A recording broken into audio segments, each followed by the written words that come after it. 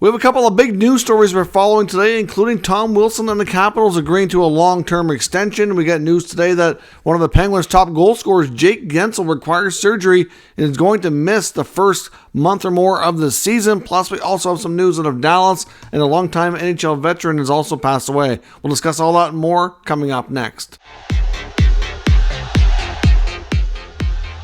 So welcome back to another video here at Top Shelf Hockey. As I mentioned, we have a lot to cover here, some news stories that we're following. Unfortunately, we do get some sad news that another member of the NHL alumni has sadly passed away. Bob Murdoch passed away at the age of 76. Bob Murdoch has obviously played quite some time ago in the 70s and early 80s. So depending on your age, you may or may not remember him as a player. You might remember him as a coach. He played 757 NHL games as a defenseman over 12 years, largely with the Montreal Canadiens, where he won the Stanley Cup in 71 and 73. So multiple times Stanley Cup champion. After retiring, he went on to become an NHL coach. He started as an assistant coach, and then he went on to become a head coach in both Chicago and Winnipeg. As his first year coaching the Winnipeg Jets in the 89-90 season, he won the Jack Adams Trophy for Coach of the Year. So obviously, he had quite a long life in hockey with a lot of success. Bob Murdoch was 76 years old. In the past, I think 3 to 4 years, it's been revealed he was battling a form of dementia and Alzheimer's. So certainly not something you want to see happen to anybody. It's a debilitating disease that I have seen some people go through, and it's really sad. So certainly want to wish our condolences to Bob Murdoch, his family and friends, and certainly want to celebrate the fact that he had a great career and did a great job as a coach in the NHL, long time NHL veteran. So certainly, again, want to pass on our condolences. Pretty significant news out of Washington today. We knew the Capitals and Tom Wilson were both quite interested in doing an extension and keeping him there for a long stretch. Obviously, possibly to be a career Capital, we'll say. It doesn't mean he will for sure, but he has signed on for another 7 years. So that'll put him, I would think, at least in the home stretch of his career. May not necessarily be the end. Obviously, Tom Wilson, if he stays healthy, could possibly play beyond that. But the 7-year contract carries an average annual value of $6.5 million. So that's a lot of money for Tom Wilson. I know the analytics community has already been outspoken in the last couple of hours since this news broke, saying how much of an overpayment it is, and that it's going to be not a great contract, and it's going to age poorly very quickly, according to some of the top analytics people. I know some of them on recently, like in The Athletic, there was a recent article talking about some of the worst contracts in the NHL, and they said that if the list was redone now with this contract just not even really fully starting yet, it would have made the list and be in the top 5 or 6 in the league. So, like I said, those analytically driven analysts out there are not fond of this. I will say that I do agree that it could be a stretch and it could be an overpayment. But I do understand that Tom Wilson brings a lot of things to the table that are tough to measure, especially with the different analytics things that we do pay attention to. But, he's a guy who can play a top 6 role. He's a guy who can play with good players. He gives them, I think, a little bit more freedom to give them more space on the ice. He's a huge guy. Got great size. He's plays some big hits. I mean, we've seen him play some hits that led to suspensions, I guess you could say. Tom Wilson has certainly had a lot of, debatable, questionable moves in his career, which have led to him getting in trouble with the NHL Department of Player Safety. But at the end of the day, he's an intimidating force who can lay big hits. He's actually become a pretty decent penalty killer. And like I said, he just gives his team that level of confidence that everybody plays a little bit bigger when you have this guy on your side. And as much as there might not be 32 teams want to pay him this contract, I would say that there'd be 31 other teams that would at least want to have him on their team and would feel like they are a better team with him. And there's a lot of things, like I said, just those off-ice intangibles that I don't know if you can put a price tag on, but this is a lot of money, for sure. And not only is that, they do give him some, clauses here which give him a lot of control. For example, in years 1 through 4 of this contract, he has a 14-team no trade list. And in the final 3 years, years 5 through 7, he has a 10-team no trade list. So certainly he has some control if they ever want to discuss a trade on where he's going to end up. This contract is pretty front-loaded in the first year. It's a fair bit of signing. He has signing bonus money every year as well. Different, it changes from year to year, the amounts. But in the first year, total between the salary and his bonus, he'll make $9 million this coming season. Then it goes to 7.5, 5.6, and then 6.3, 6.2, 5.4, 5.4. So it's back diving. In the final 2 years of the deal, essentially make this contract buyout proof, where he gets a $900,000 salary and his signing bonus is $4.5 million. So yes, he's earning a total of 5.4 total dollars, but the bulk of that is a bonus, which that's why they negotiate these things, so that really Washington, they'll never buy him out because it won't be worth it to them. They won't really save any money in those final few years, because that's when the risk is much higher, because obviously players tend to decline as they get older, etc. So we'll see how this works out for them. I mean, like I said, if he'd had a pretty significant shoulder injury, which obviously caused him to miss a lot of time last year, he was only able to get into 33 games, but he's proven before he can be a 20-goal scorer. He can be an intimidating force out there. He can play with top players and fit right in and be productive and create space for them. So from that perspective, there's a good value in having him there. There's also the fact that the salary cap is expected to rise.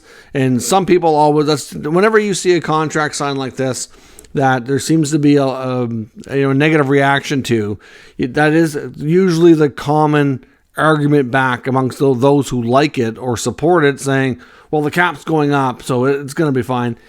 Sure, I mean, it will help you mitigate some risk the more it goes up, but it's not going to cause it from being a good contract or a bad contract in some cases, right? So we'll see how this works out. I mean, clearly he could be there long after some of his Capitals teammates that, they're going to try to win with the next couple of years. I think this team is going to have its challenges, but certainly you're going to have Ovechkin for at least a few more years, and TJ Oshie I don't think he's got a ton of time left in him. He's battled a ton of injuries.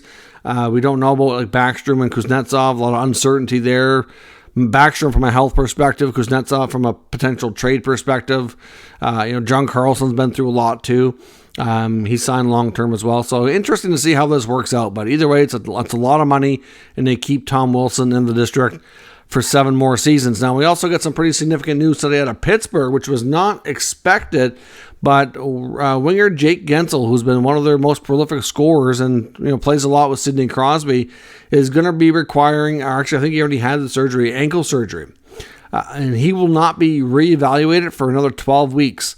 So from my understanding of it, is I think that this is something that was already going on for some time. I don't know if he ended the season with an ankle injury and had been rehabbing it, or if this is something that happened earlier in the offseason. But it did not sound like the comments from the Penguins that it's something that just happened. I don't think that's the case, because apparently he was already kind of rehabbing this, waiting for it to heal, and it was not healing to their level of satisfaction.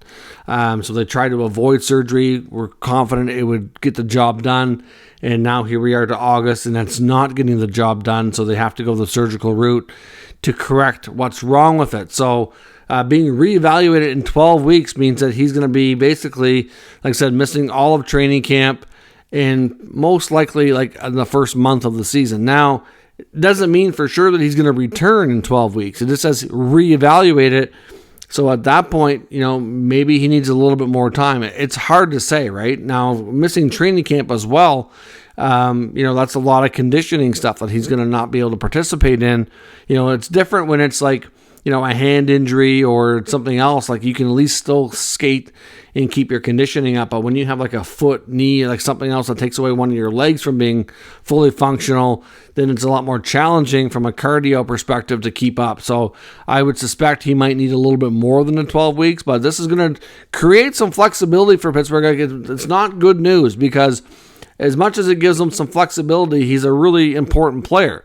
Now, the other factor here is that Jake Guentzel's entering the final year of his contract, and there's been a lot of debate in Penguins media, like, do the Penguins extend him and, sign him for another, longer-term deal, 5 to 7 years, and keep him around to finish out the rest of the years with Crosby and, Malcolm Letang, etc., or do they consider a trade and moving on? I mean, he's in his later 20s. He's not as old as some of the other guys that he's been playing with, and he's still, up until this past season, still quite productive. So moving on from him, questionable. I don't think it's a wise move. And now that he's injured and has a big surgery and big recovery, extending him right now probably becomes less urgent and probably becomes less of something you really want to get into. You probably want to get him back on the ice and make sure everything's going to be good long term before you do that. At least I would think so.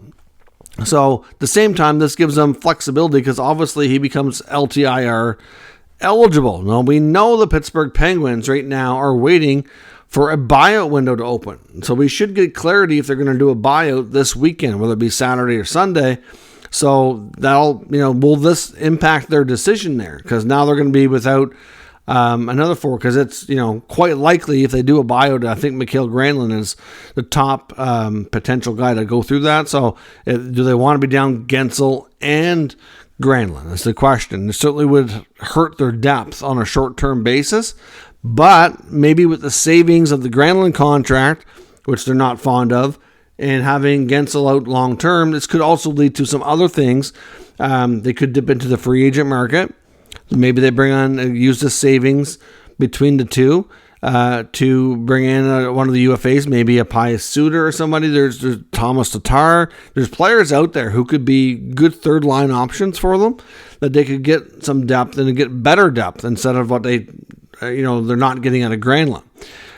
There's also the possibility that this could accelerate a Erik Karlsson trade. We know they've been considered the front runners and most likely team to land Karlsson, and if they use their buyout opportunity and window to get rid of a contract, and then on top of that they have Guentzel on LTIR for the first month, maybe 2 of the season, doesn't mean, now of course he's not expected to miss all year, so they have to plan ahead for him to return, but they could take their time and have more flexibility on what they do here to become cap compliant if they were to go after and get a deal done for like an Erik Karlsson. So I know Elliot Friedman on the NHL Network mentioned yesterday that we should get some good clarity on the Penguins and Karlsson this weekend, because if they use a buyout, then that kind of indicates that they're probably clearing space to go after a bigger fish like him. If they opt to not do a buyout, then you probably think, I don't know if that kills the deal, but it certainly makes it way more complicated and to me a lot less likely. I know plan B, if they don't get Karlsson right now, seems to be possibly going after Noah Hanifin out of Calgary. That could be an option, be less expensive, cheaper contract, less to give up, etc. So we'll see what happens, but the Penguins are certainly going to be an interesting team here. This Guentzel injury does, like I said, it's bad in a way because it takes a great player out of your lineup for the first probably at least 4, 6, 7 weeks of the season.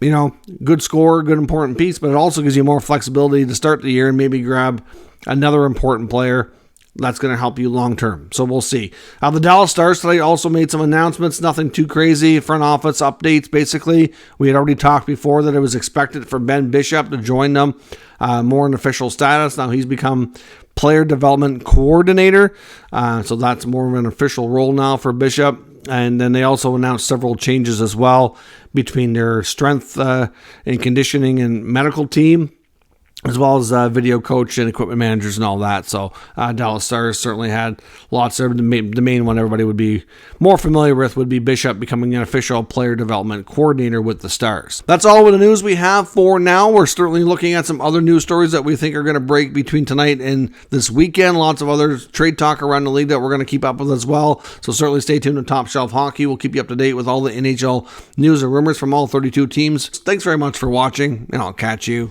next time.